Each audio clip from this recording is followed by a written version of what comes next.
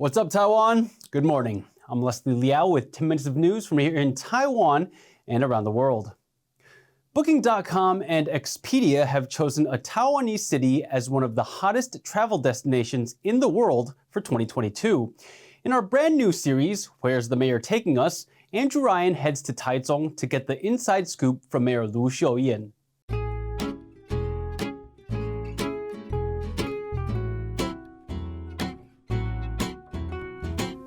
Taichung is big. The roads are big, the parks are big, the buildings are big, and even the public art is big.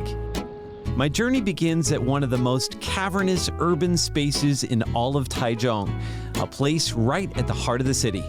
I'm here at the City Hall, and I've come to talk with Mayor Liao to find out about how the city is making a name for itself around the world. So where's the mayor taking us today? She says we're going straight to the top. Now, I'm not sure what that means, but come with me and we'll find out. I travel up to the top of City Hall. The mayor meets me on the 9th floor in a secluded rooftop garden. 当初的这个新的市政大楼，它是一个瑞士的建筑师所设计的哈，所以它具有非常宏伟的国际景观。那它也考虑到这个办公室它里面的舒适的一个场域哈。那所以我们现在就在9楼的中庭。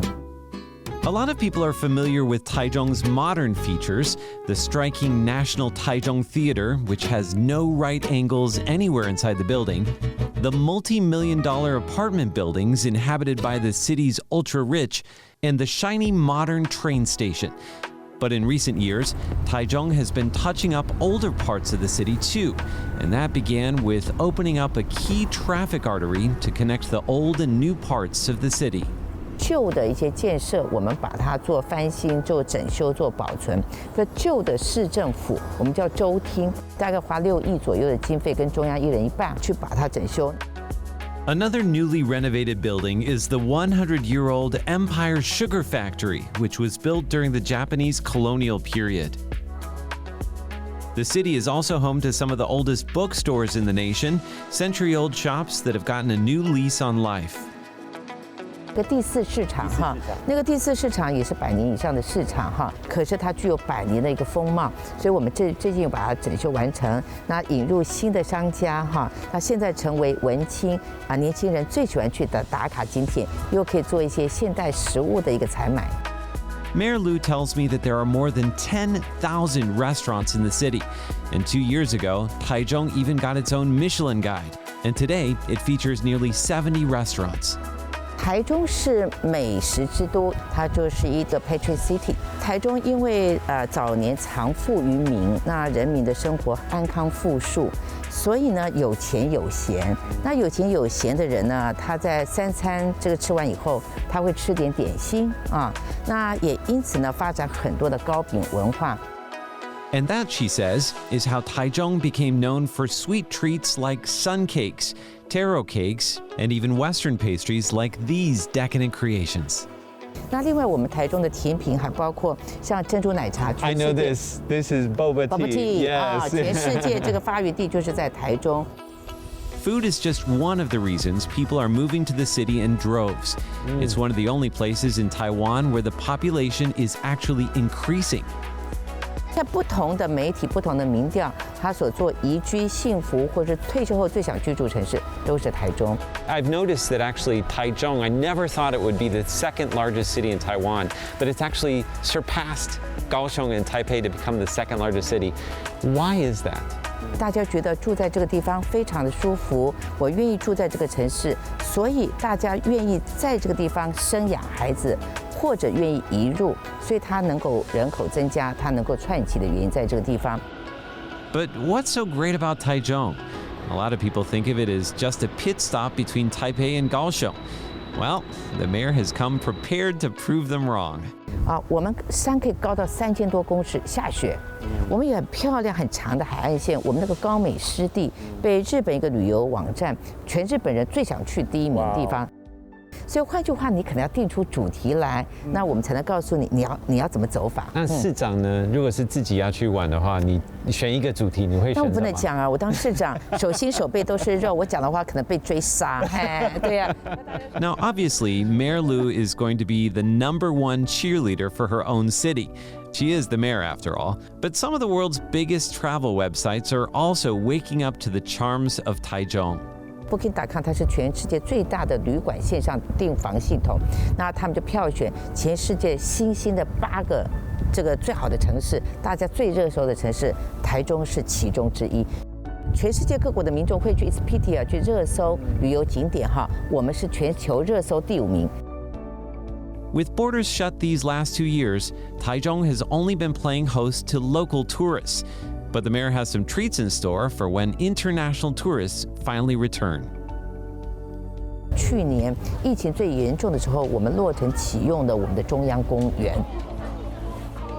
去年4月25号，在中部地区第1条捷运，疫情期间我们把它开通。一旦疫情平稳，我们可以开大门，欢迎大家来。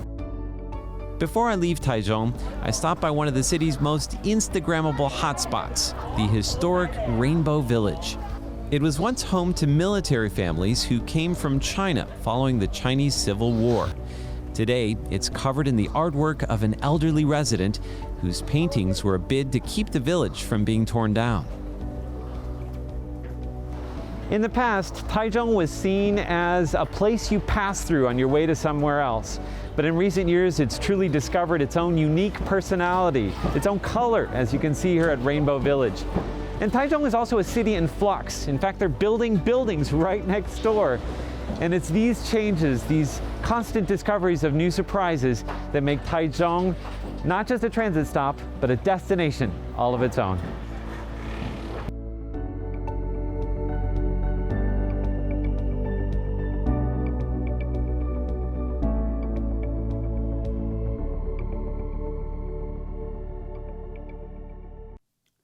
Now, from one treasure to another, scientists have found and filmed the wreck of explorer Sir Ernest Shackleton's ill-fated expedition across the Antarctic, a ship called Endurance. Ryan Ho-Kilpatrick has more on this historic discovery.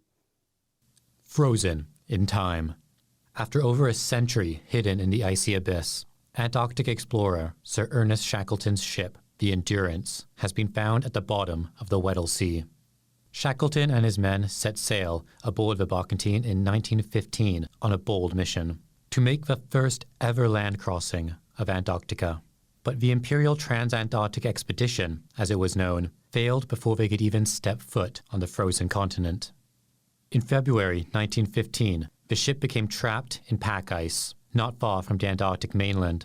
For months, it drifted northward, carried by ocean currents. In November, it was finally crushed and slipped beneath the ice. In spring, the crew made their way aboard 3 lifeboats to remote Elephant Island, weaving through a labyrinth of ice floes. From there, Shackleton and 5 companions sailed 1,300 kilometers to South Georgia, while the others made camp and waited. The voyage took them across the storm-tossed Drake Passage, braving heavy seas, freezing temperatures, and gale-force winds in a small, open lifeboat. When they finally landed, they had to cross the mountainous, unexplored interior to reach a whaling station on the other shore. From there, Shackleton personally mounted a rescue effort that brought all of his men home safely. Despite its failure, the expedition would be remembered forever as one of history's greatest survival stories and examples of leadership under unimaginable stress. The project to find the lost vessel was mounted by the Falklands Maritime Heritage Trust, using a South African icebreaker equipped with remotely operated submersibles. The wreck, found just over 4 nautical miles from its last recorded position, is remarkably well preserved. Sitting 3 kilometers below the surface, the depth, darkness, and frigid cold have shielded its timbers from degradation by marine organisms. And there it will remain, preserved in situ as a monument to the heroic age of Antarctic exploration and the indomitable human spirit. Ryan Ho-Kilpatrick for TaiwanPlus. Remember to download the TaiwanPlus app for more stories from Taiwan and around the world.